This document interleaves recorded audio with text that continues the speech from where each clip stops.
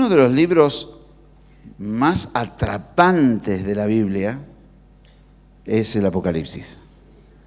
Todos se vuelven locos, decís Apocalipsis, pero mire, se han hecho películas, se han escrito libros, de todo, pero mucha gente no entiende nada de Apocalipsis.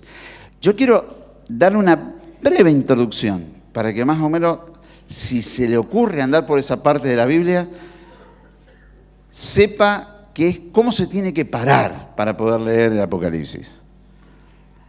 El Apocalipsis son 7, o mejor dicho, una carta escrita para 7 iglesias. Las 7 iglesias están ubicadas en Asia Menor. Esas 7 iglesias de Asia Menor, ¿qué es Asia Menor? Bueno, la parte que vamos acercándonos a Europa. Es decir, Asia Menor es lo que está más cerca de Europa.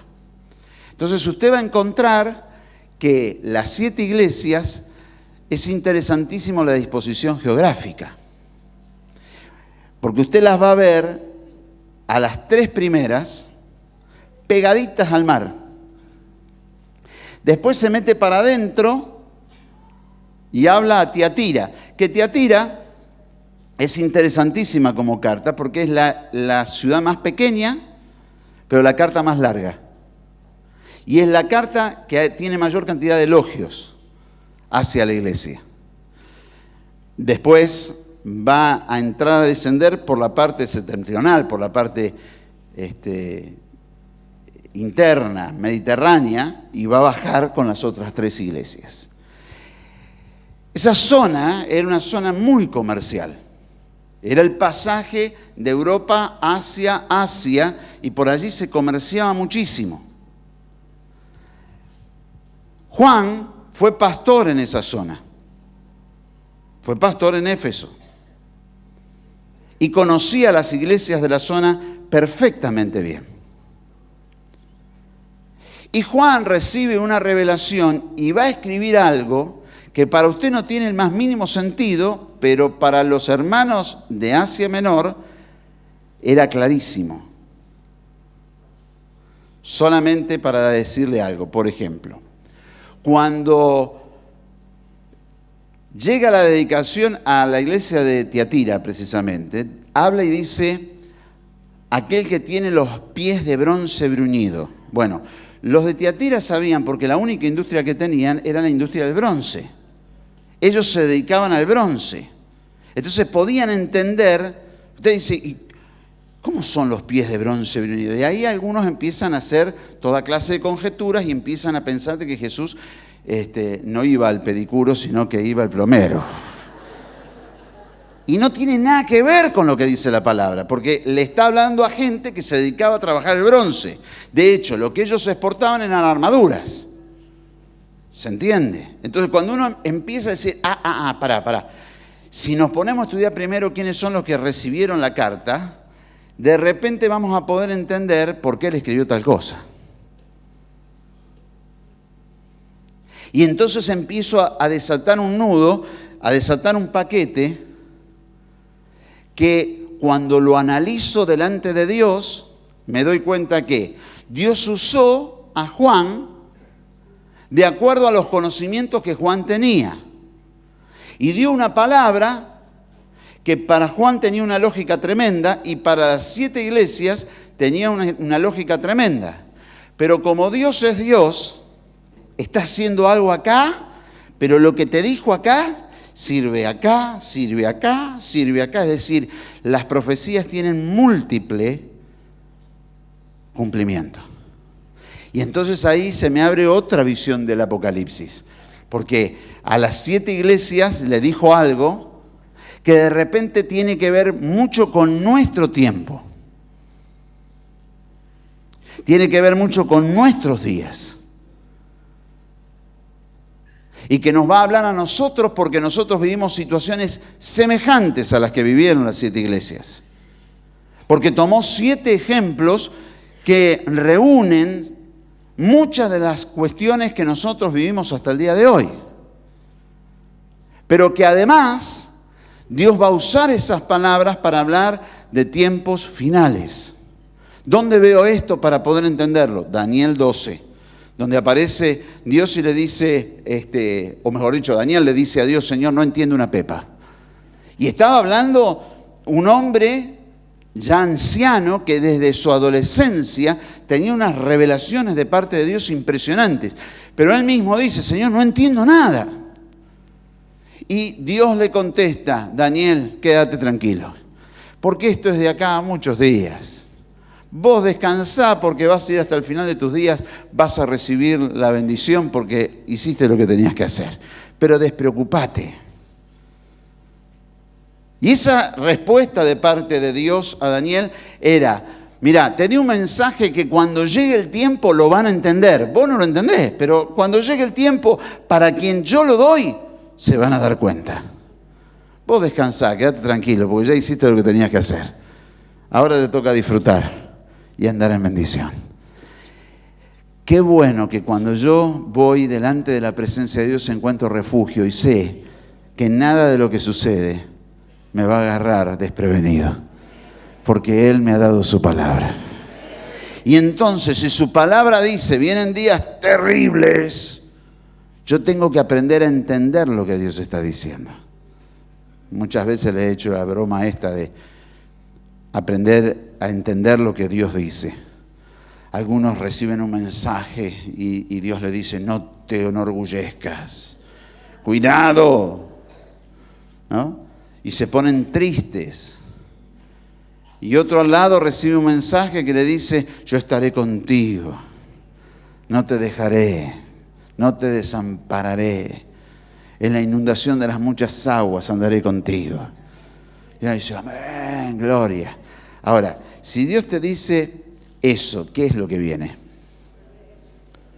Si Dios te dice: en la inundación de las muchas aguas andaré contigo, ¿qué viene? Pero no, Señor, ¿por qué me dijiste ayer esto y ahora...? No, lo que pasa es que no supiste entenderlo. Él te decía: se viene el agua. Y Dios está diciendo: mirá, va a venir el agua, pero yo voy a estar contigo, no temas. Cuando del otro lado viene la palabra y dice: no te enorgullezcas, cuidado. ¿Qué te está diciendo? Vienen días de gloria donde te vas a poner el perfume, no lo tomes, porque el perfume es rico para olerlo, pero es amargo para tomarlo. ¿Está claro? No te tomes el perfume, te está diciendo.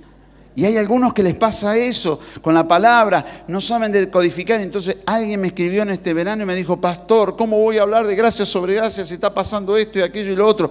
Y yo decía: pero al contrario, si lo dijimos, la cosa se va a poner brava, porque si con una medida de gracia no nos alcanza y necesitamos que Dios nos dé gracia sobre gracia, es porque Dios tiene que resolver los problemas que hacen la gente, los hombres, la sociedad, de una manera milagrosa. Tiene que poner su mano y romper cadenas. Amén. Entonces aprendamos a entender cuando Dios nos habla. ¿Tiene clara la palabra para el año 15? La iglesia determinada y combativa entra en la revolución de la gracia. Algunos dicen: ¿por qué hablan de revolución? Porque revolución habla de revolver. Lo contrario a un estado revolucionario es el status quo. Las cosas son así y no van a cambiar jamás. Pero lo que impacta, ¿no?, en cuanto a esta revolución es que el que hace algo diferente va a ser apedreado. Apareció Jesús en la tierra. Y la palabra que tenemos sobre el quinquenio es la palabra que está sobre él y su ministerio, porque él cierta vez en una sinagoga pidió el libro del profeta Isaías, abrió y leyó: el Espíritu del Señor está sobre mí, porque me ungió Dios para dar buenas nuevas a los abatidos, para hablar de apertura de cárceles, para sacar manto de luto y dar óleo de gozo. Y entonces uno dice: ¿de qué está hablando? Viene a cambiar el status quo, viene a darlo vuelta. Lo viene a transformar, lo viene a cambiar. Y eso se llama revolución. ¿Sabe por qué lo crucificaron a Jesús? Ya sé que usted me va a decir, porque el Señor en la cruz murió por nuestros pecados. Sí, esa era la verdad eterna. Pero la excusa humana para crucificarlo a Jesús, ¿sabe cuál fue? Si nosotros dejamos que éste siga haciendo lo que está haciendo, los romanos van a venir contra nosotros y van a destruir el templo y van a destruir el palacio. Ese fue el concepto. Y se unieron los políticos con los religiosos y dijeron, no podemos dejar que éste siga haciendo lo que está haciendo porque es una revolución contra Roma y los romanos nos van a venir a destruir. Esa fue la excusa. Nosotros sabemos por qué fue la cruz del Calvario. Pero la excusa que usaron fue esa. Un Jesús que te llegaba donde había necesidades y hacía milagros de multiplicación. Donde había enfermedad, sanaba enfermos. Traía bendición donde fuera. Esa es la historia de Jesús. La historia de cambiar la situación. De dar vuelta a la historia. De no adaptarme, resignarme o conformarme a lo que me toca vivir, sino saber que Dios puede hacer las cosas diferentes. Y aun cuando yo vea que la situación es caótica completamente y no sé por dónde empezar, yo me le entrego a Él en las manos las cosas y digo, Señor, empezá vos que sabés por dónde empezar. Y Dios va a empezar a poner las cosas en su sitio. Y a cambiar la historia para que la vida de la gente cambie. Amén. En ese sentido, nosotros entramos en una revolución de gracia. Gracia es regalo inmerecido de parte de Dios. Yo no hago nada para obtener. Es Dios el que me da. ¿Lo recibo? Gloria a Dios. Entonces, este año va a ser un año de crecimiento y fortalecimiento esperando la manifestación. El texto es Lucas 1:80 y dice, y el niño crecía y se fortalecía en espíritu y estuvo en lugares desiertos hasta el día de su manifestación a Israel. Y está hablando específicamente de Juan el Bautista. Amén. Tenemos que crecer en todo sentido, en lo personal, en nuestra vida, en nuestros sentimientos. Un crecimiento extraordinario, expansivo.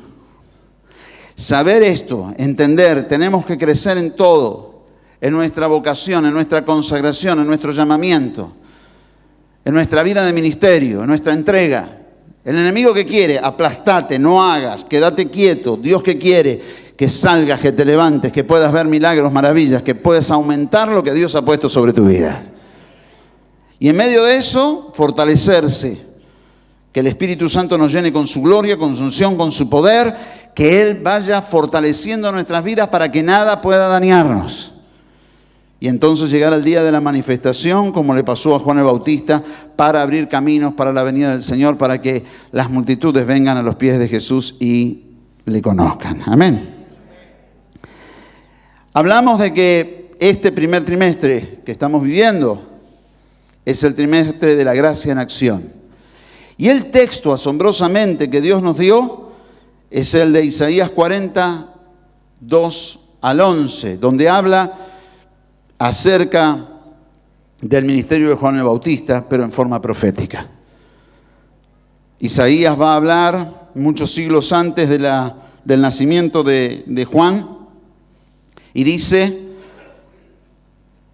que había que hablarle al corazón de Jerusalén y decirle a voces que su tiempo ya era cumplido, que su pecado era perdonado, que doble había recibido de la mano de Jehová por todos sus pecados.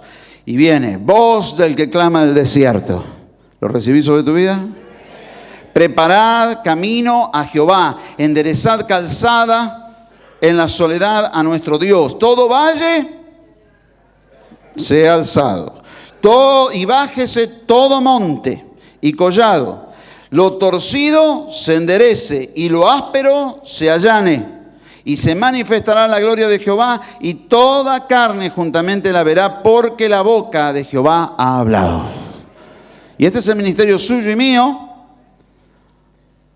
enderezar lo torcido, levantar lo que está deprimido, bajar lo que está alto y impide que uno atraviese, allanar el camino ripioso, pedregoso. Esa es nuestra tarea. Quiere decirse que si usted ve la palabra al revés, va a encontrarse que tenemos depresiones, que hay depresiones, que las depresiones no solamente son anímicas, sino que hay depresiones en cuanto a la economía, hay depresiones en cuanto a lo social, hay depresiones de diferentes tipos. Que también hay montañas que se plantan delante impidiendo el paso, a las cuales hay que bajar. Las depresiones hay que levantarlas, a los montes hay que correrlos. Que hay caminos que son torcidos. Alguien dijo alguna vez que Dios es especialista en escribir derecho en renglones torcidos. Hablando de que somos nosotros. Diría no torcidos, retorcidos en algún caso, ¿no? Pero la capacidad de entender que vivimos un mundo donde los caminos están todos torcidos. Donde a lo malo llaman bueno y a lo bueno llaman malo. Donde llega gente a argumentar la maldad e imponer la maldad como si la maldad fuese algo bueno. Y uno dice, ¿cómo hacemos nosotros en medio de este mundo? Nosotros tenemos la unción de Dios, porque la clave está ahí. No soy yo el que lo hago, va a ser Dios el que lo hace, pero yo soy el instrumento que se para delante del camino torcido y digo, se va a enderezar. Y por fe empiezo a orar y armo un lío, una verdadera revolución. Porque los que tenían la vaca atada, los que tenían las cosas controladas, empiezan a ver que se les descontrola todo. Y cuando empieza el descontrol, la gente se asusta. No se asuste, siga orando, porque ese desastre que usted está viendo es su liberación. Viene la liberación. Aleluya. Pero yo quiero ahora soltarle una cantidad impresionante de pasajes, que no los voy a leer, se los voy a relatar, pero que todo el relato tiene algo muy importante para que nosotros lo podamos entender. Hablábamos recién del valle de la depresión, que Dios nos manda a levantar. Bien. Ezequiel capítulo 37, versículo 1 al 14. Ezequiel 37, 1 al 14. Habla del valle de los huesos secos. Usted se acuerda de ese texto donde Ezequiel es llevado y dice que vio el valle y Dios lo mandó a recorrer el perímetro del valle.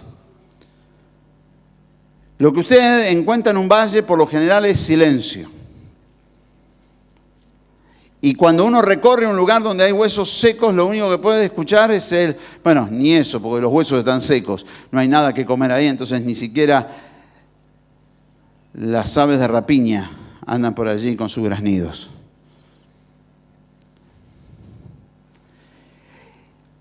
Un ambiente de soledad y de muerte terrible, que lo único que le puede llevar a uno es a un estado de depresión. No hay ahí nada que te pueda entusiasmar, ni que pueda llegar a darte fe.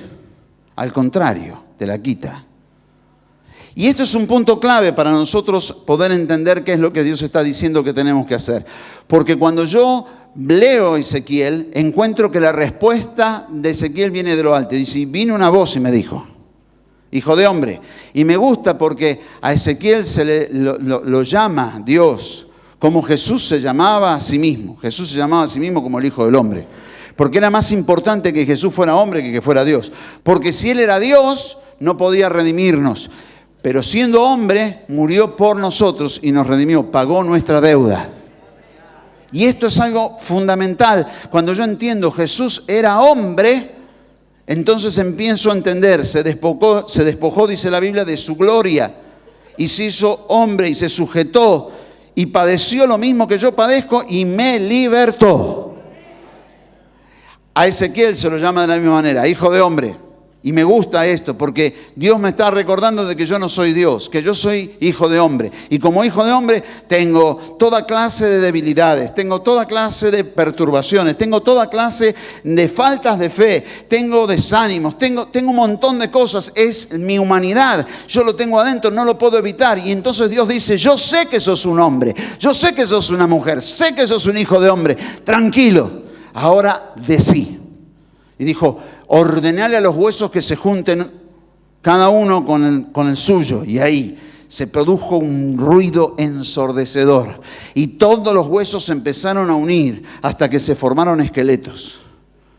Y quedaron los esqueletos allí y entonces viene la palabra y dice, ahora diles, suban tendones, suban músculos, y empieza a ordenar y se empieza. Mire, si hay peor cosa que un esqueleto, es cuando te muestran esos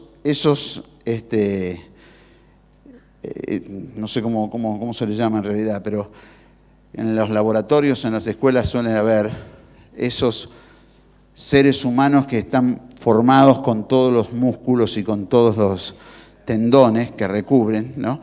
Preferís encontrarte con un esqueleto.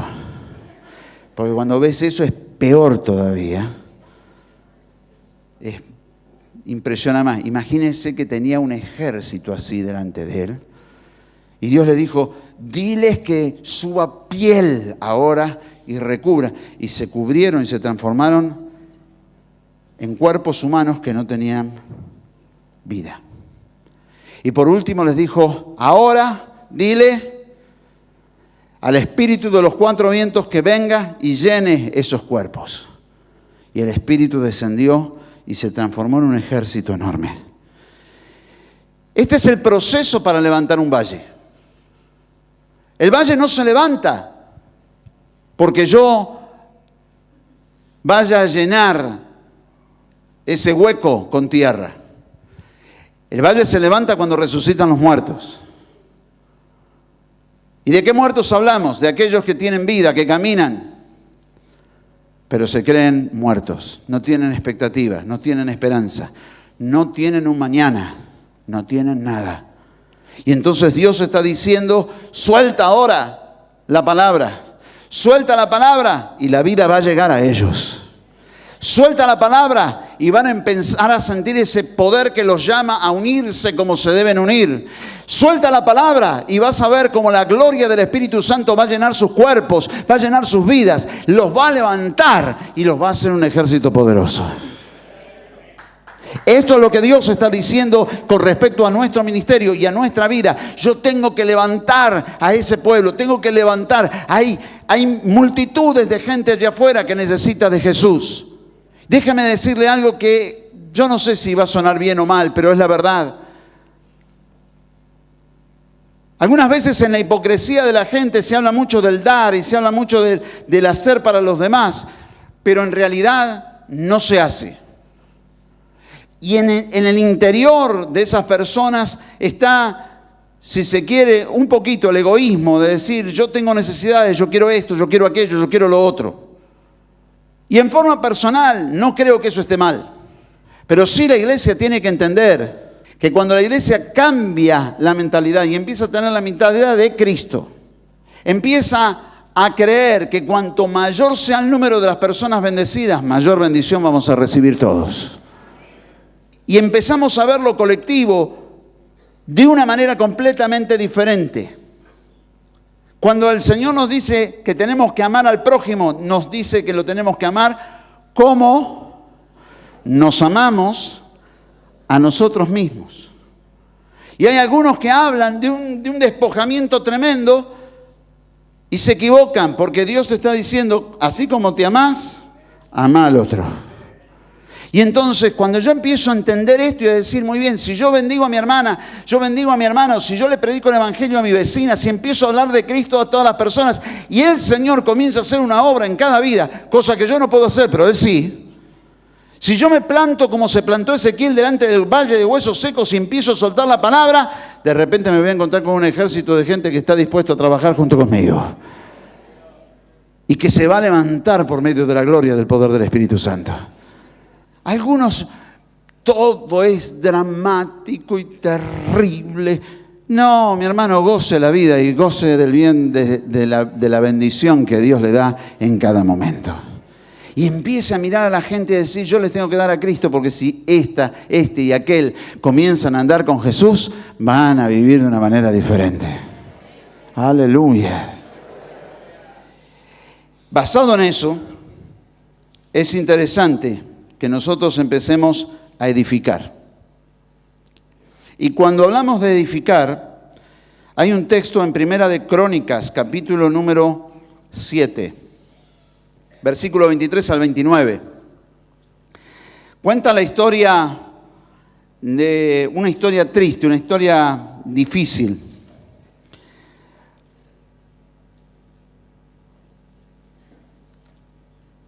Efraín, que era hermano de Manasés, y ambos eran hijos de José.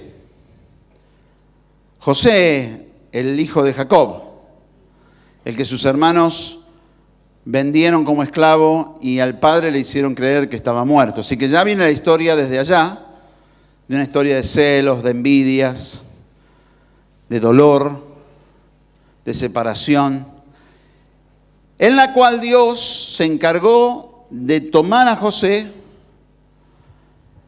que estaba en una situación muy, muy desventajosa porque llegó siendo un esclavo a Egipto y después, por los deseos de la mujer, de quien lo había comprado, él huye para no faltarle a la confianza del hombre y termina siendo denunciado por violación. Y entonces ahora era un reo, un extranjero, esclavo, reo, acusado de violar a la esposa de un oficial del ejército egipcio. Peor no podías estar. Estabas en el agujero de más abajo. Y Dios tomó a ese muchacho para ponerlo como segundo de Faraón en un abrir y cerrar de ojos. ¿Usted cree que Dios lo puede hacer con su vida?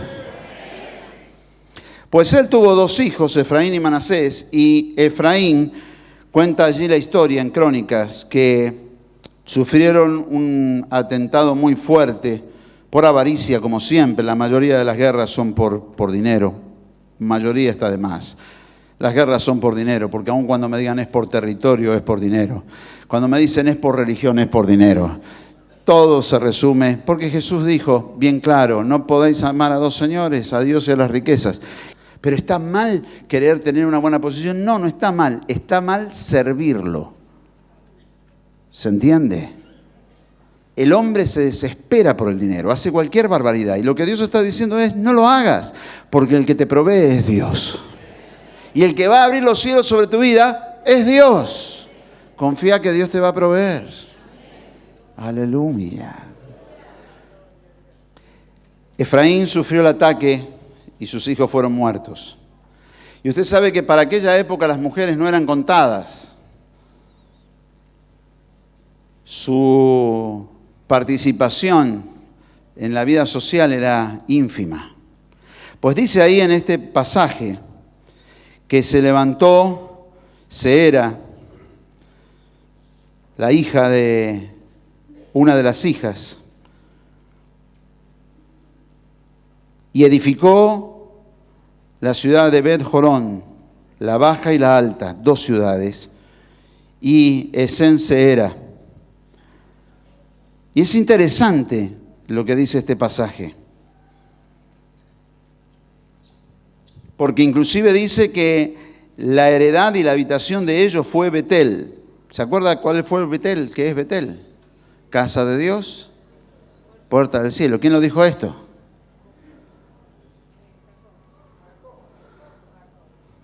Sí, pero es algo más, Jacob.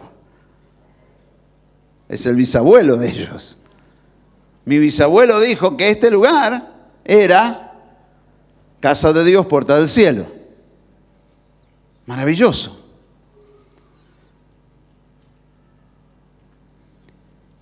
Y habitaron en paz esas ciudades. Y me quedé impactado con este texto.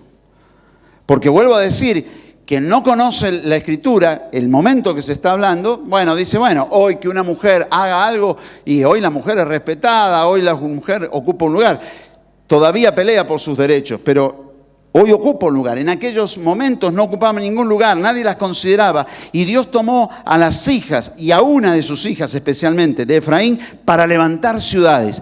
¿Cuántos creen que Dios puede tomar cuando te desprecien, cuando no te tengan en consideración? Dios te puede tomar para levantarte, para hacer cosas grandes y edificar cosas grandes para la gloria de Dios. Yo lo creo con toda mi alma. Por eso este texto para mí es importante. Hay que levantar y edificar. Y cuando uno piensa y dice, pero yo no sé, yo no puedo, yo no tengo, yo no, y tengo toda esa carrada de nos delante mío que nos dice, es imposible, yo me levanto en su nombre. Y bajo el poder de su Espíritu voy a empezar a edificar. Y vas a edificar tu casa, tu hogar, vas a edificar tu sociedad, vas a edificar tu empresa, vas a edificar lo que vayas a edificar, aquello que sientas en tu alma, lo vas a edificar. Te vas a meter aún en situaciones que decís, yo no sé cómo lo voy a hacer. Llegado el momento, el Espíritu Santo te va a asistir y vas a saber cómo hacerlo. Aleluya. Pero para esto, algunas veces es necesario que haya una mudanza, un cambio. Oseas, capítulo 1, versos 8 al 11, y Oseas, capítulo 3, hablan de situaciones difíciles. ¿Se acuerda que la historia de Oseas es una historia compleja? Dios lo manda a Oseas a a casarse con una mujer que era prostituta. Y toda su historia es una historia de mucho dolor y de mucha dificultad. Y cuando nacen sus hijos,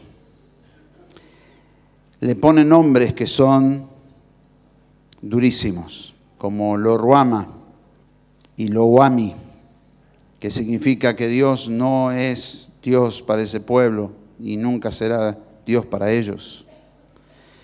Pero pasado el tiempo y las circunstancias y el proceso de redención que Dios le manda a hacer a Oseas, dice en el versículo 10 del capítulo 1, con todo será el número de los hijos de Israel como la arena del mar, que no se puede medir ni contar. Y en el lugar donde fue dicho, vosotros no sois pueblo mío, les será dicho, sois hijos del Dios viviente. Y se congregarán los hijos de Judá y de Israel y nombrarán un solo jefe y subirán a la tierra, porque el día de Jezreel será grande. Y en el capítulo 3 va a decir, ve y ama a una mujer amada de su compañero, aunque adúltera, como el amor de Jehová para con los hijos de Israel, los cuales miran a dioses ajenos y aman otras tortas de pasas. Y en el versículo 4 dice, porque muchos días estarán los hijos de Israel sin rey, sin príncipe, sin sacrificio, sin estatua, sin efod y sin terafines. Después volverán los hijos de Israel y buscarán a Jehová y a David su rey, y temerán a Jehová y a su bondad en el fin de los días. Un proceso en el cual los que no eran pasan a ser. Los que perdieron esa condición vuelven a obtenerla. Y entonces esto me hace pensar, ¿con qué vamos a edificar? Yo sé que lo más fácil es descalificar.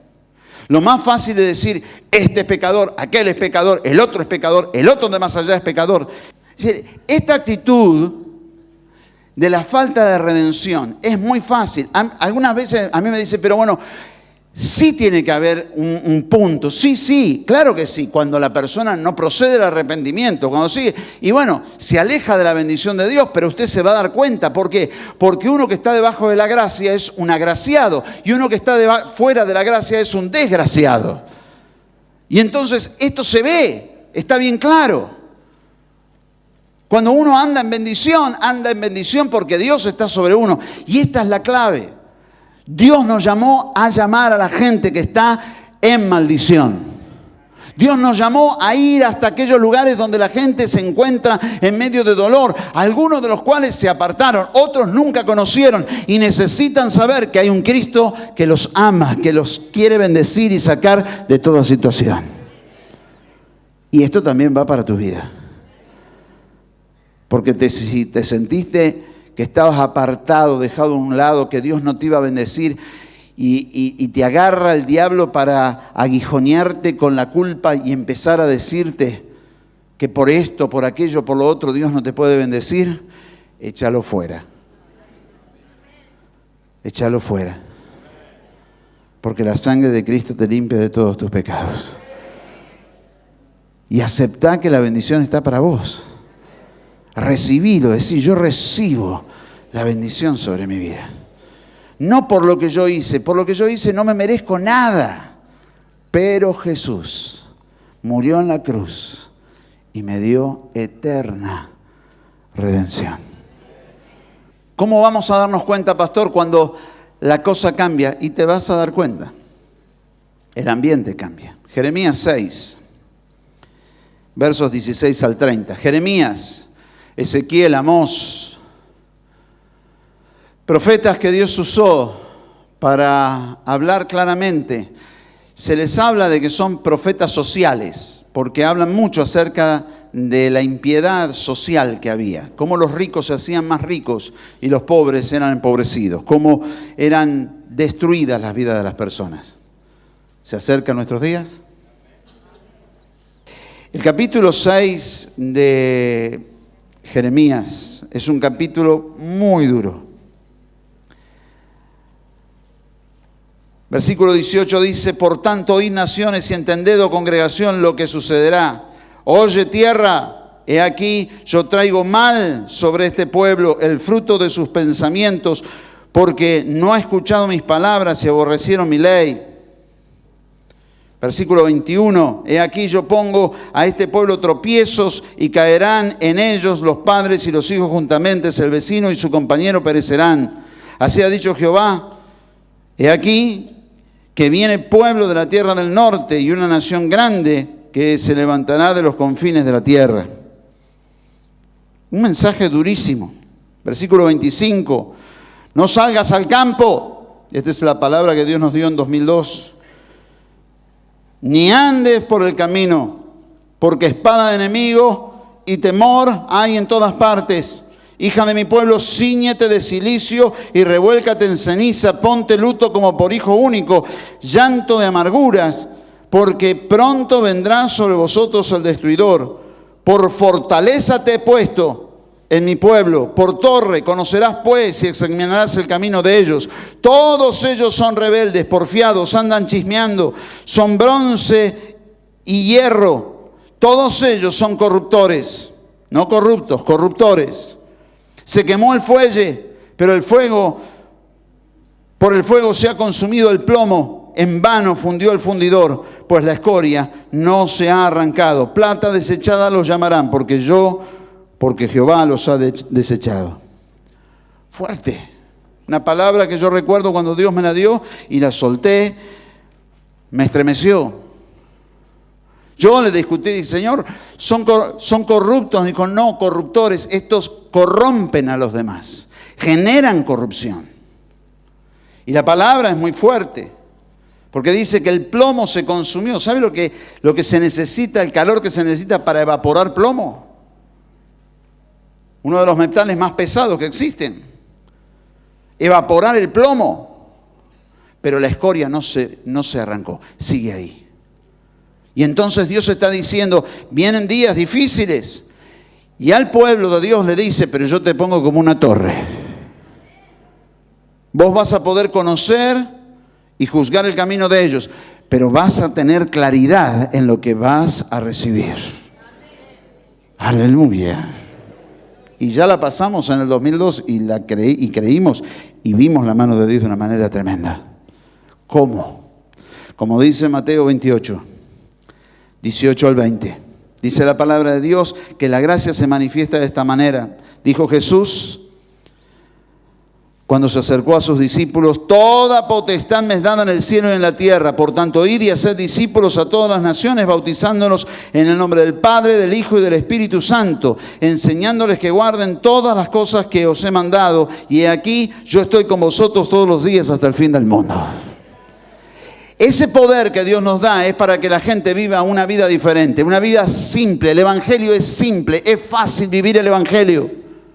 El Evangelio de Juan el Bautista, se lo vuelvo a recordar, aparecen y le dicen: Juan, dijiste un mensaje muy fuerte, referido a los religiosos. El hacha está puesta en la raíz de los árboles.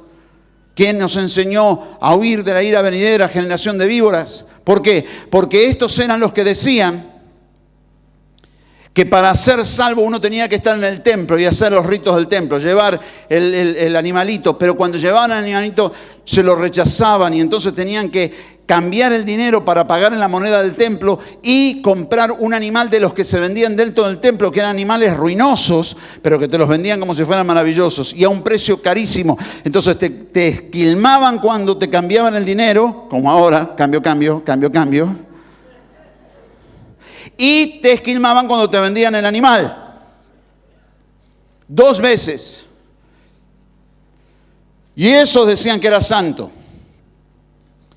Y entonces apareció Juan el Bautista y se pone a predicar en el desierto y óigame bien, bautiza. Hasta ese momento no había bautismo. Los judíos tienen un rito de purificación, pero no bautismo para salvación. Entonces viene y dice: vengan y bautícense como arrepentimiento de pecados. Salvación. ¿Y cuánto cuesta? Nada. ¿Y qué animal llevo? Ninguno. Los meto en el agua del río Jordán y ya está. Y entonces los religiosos se levantaron contra Juan el Bautista. Pero de repente Juan el Bautista tenía la unción de Dios y se empezó a ver. Y los religiosos, por las dudas, vinieron a bautizarse. Y Juan los recibió y le dijo: ¿quién les enseñó a huir de la ira venidera? Ustedes se ven venir que se les viene la noche y están viniendo a tratar de escaparse. Generación de víboras. ¿Cabe o no cabe? ¿Ves que la Biblia hay que saber lo que pasaba en el momento para poder entender lo que dice? Algunos dicen: no, acá está hablando a todos. No, le hablaba a los religiosos. Y en medio de eso empieza a bautizar. Y Jesús viene y se bautiza, diciendo: yo estoy con Juan, porque él no tenía pecado, así que no tenía necesidad de bautismo para arrepentimiento, pero estaba dando una demostración diciendo: yo estoy con Juan, y acá me bautizo junto con él. Y cuando termina, baja el Espíritu Santo como paloma, entra en él. Y dice una voz: este es mi Hijo amado, en quien tengo complacencia. Ahora él mismo dice: muchachos, me fue dada toda potestad en los cielos y en la tierra. Yo se las entrego. Vayan y hagan discípulos, díganle que vivan lo que yo les dije, no se compliquen. Juan el Bautista, vinieron los que estaban ahí, dijeron: ¿qué hacemos, Juan? Si estos que eran los que decían que eran salvos, porque eran los religiosos, les dijiste que eran una generación de víboras, ¿qué queda para nosotros? Somos categoría lombriz. Ni ojos tenemos. Y Juan dice que dijo: a ver, ¿tenés 2 túnicas? Sí, dale al que no tiene. ¿Tenés que comer? Sí, hacé lo mismo. Ahora yo le pregunto a usted: ¿esto es difícil? Vinieron los publicanos, que le cobraban impuestos a los judíos para dárselo a los romanos. Usted dice: pero pastor, esto es tan importante. Mire, dice la Biblia: peso justo y medida justa es lo que agrada al Señor. Jehová abomina el peso y la medida falsa. Lo dice la ley. A ver, mire si es importante. Y Dios viene y le dice a través de Juan el Bautista: che, muchachos, que no cobren de más. ¿Es difícil ese evangelio? Y la última de Juan el Bautista, vinieron los romanos, que eran soldados de Roma, por lo tanto no eran judíos, y dijeron: ¿y nosotros qué hacemos? No difamen, no calumnien, no extorsionen y conténtense con su salario. ¿Es difícil un evangelio así? Punto. No hay más nada. Amar al prójimo como a uno mismo. Allí se sintetiza toda la ley y los profetas. ¿Lo recibe? Amén. Bárbaro. ¿Qué dice la Biblia? toda potestad me es dada y yo estaré con vosotros todos los días hasta el fin. Si ustedes van y hacen discípulos a todas las naciones. Si ustedes no quieren hacer esto, entonces yo no puedo estar con ustedes, porque yo estoy con los que van y hacen discípulos en todas las naciones. Amén. Hay un potencial que está en nosotros que nosotros no lo entendemos. Lucas capítulo 2 nos narra acerca de Jesús. Y este texto sí quiero que lo leamos, porque tiene que ver con la palabra profética para este año, porque tiene que ver con el colorario de este año, porque tiene que ver con muchas cosas. Lucas 2, desde el versículo 21 en adelante. Un texto largo, maravilloso. Cumplidos los 8 días para circuncidar al niño, le pusieron por nombre, dígalo, el cual le había sido puesto por el ángel antes que fuese concebido. Y cuando se cumplieron los días de la purificación de ellos conforme a la ley de Moisés, le trajeron a Jerusalén para presentarle al Señor. Como está escrito en la ley del Señor, todo varón que abriere la matriz será llamado santo del Señor. Para ofrecer conforme a lo que se dice en la ley del Señor, un par de tórtolas o 2 palominos. Pare ahí. La ley no dice eso. Eso es la mitad de lo que dice la ley. Porque incluye un cordero. Y aclara, si la familia no tuviera recursos, solamente 2 palomas. Con lo cual está diciendo de que la familia de Jesús no tenía recursos en ese momento para dar más que 2 palomas. No llevaron el cordero. Seguramente si hubiesen llevado el cordero o hubiesen comprado el cordero en el templo, se hubiesen encontrado con que se venían sobre ellos los grandes religiosos, porque era una familia de dinero. Pero al ser José y María de los que llevaron 2 palomitas, nada más no se le acercó nadie. Y eso fue maravilloso. Dice, y he aquí, había en Jerusalén un hombre llamado Simeón. Y este era justo y piadoso, esperaba la consolación de Israel y el Espíritu Santo estaba sobre él.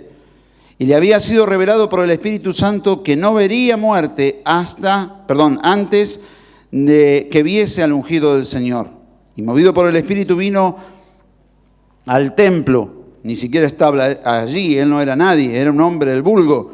Dice, y cuando los padres del niño Jesús le trajeron al templo para hacer por él conforme al rito de la ley, él le tomó en sus brazos y bendijo a Dios diciendo, Dios usó a un hombre del vulgo, a un obrero, para bendecir y profetizar sobre Jesús. Acá hay un mensaje tremendo que está dando Lucas. Primero, la ofrenda de sacrificio por Jesús fue la ofrenda de los pobres. Segundo, quien lo va a bendecir y va a profetizar sobre él no es el sumo sacerdote. No son los sacerdotes, no son las grandes eminencias religiosas, es un obrero, un hombre, un jubilado, un hombre que ya estaba esperando la partida, pero que sabía que no lo iba a hacer antes de ver al Señor. Y dice, versículo 29, ahora Señor, despides a tu siervo en paz, conforme a tu palabra, porque han visto mis ojos tu salvación, la cual has preparado en presencia de todos los pueblos. Luz para revelación de los gentiles y gloria de tu pueblo Israel. Y José y su madre estaban maravillados de todo lo que se decía de él. Y los bendijo Simeón y dijo a su madre María, he aquí, este está puesto para caída y para levantamiento de muchos en Israel y para señal que será contradicha. Epa. No dice señal que será avalada, señal que será respetada, no. Señal que será controversial, que va a haber controversia, va a ser contradicha.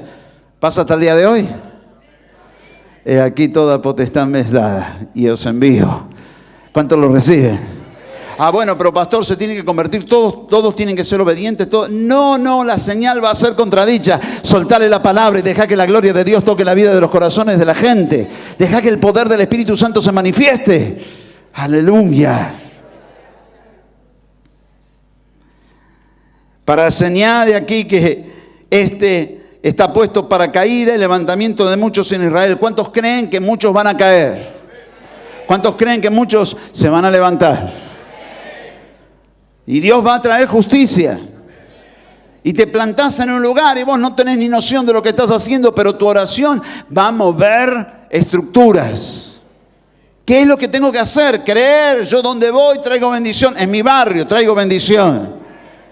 En mi ciudad traigo bendición, en mi universidad, en mi escuela, donde me meto voy a llevar bendición. Estás en un partido político, vas a llevar bendición. Estás en un sindicato, vas a llevar bendición. Estás en una empresa, vas a llevar bendición. Pero esto va a traer que los malos van a estar en contra, van a contradecir y van a caer. Porque Dios te pone para el levantamiento de los que sufren y la caída de los victimarios. Amén. Aleluya. Espere. Y sigue diciendo, y una espada traspasará tu alma para que sean revelados los pensamientos de muchos corazones.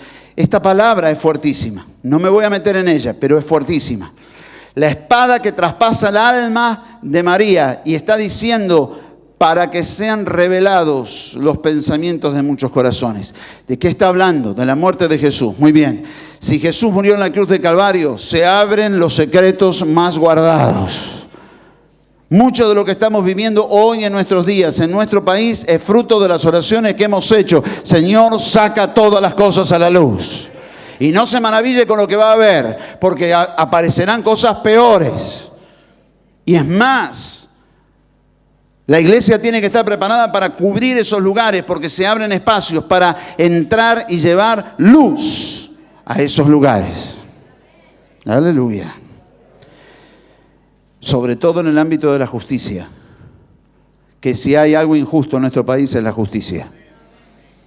Intrusada por el catolicismo desde el año 1930 hasta el día de hoy, que siguen proponiendo jueces de la Suprema Corte.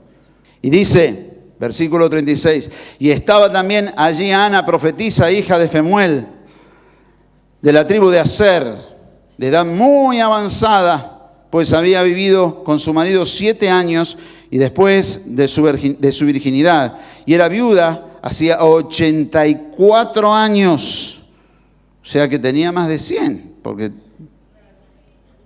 de casada llevaba 91, 7 enviudó y después 84.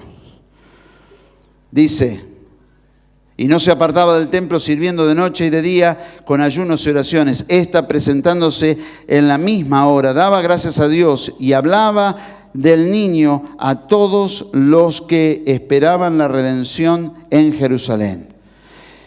Después de haber cumplido con todo lo prescripto en la ley del Señor, volvieron a Galilea, a la ciudad de Nazaret, y el niño crecía y se fortalecía y se llenaba de sabiduría y la gracia de Dios era sobre él.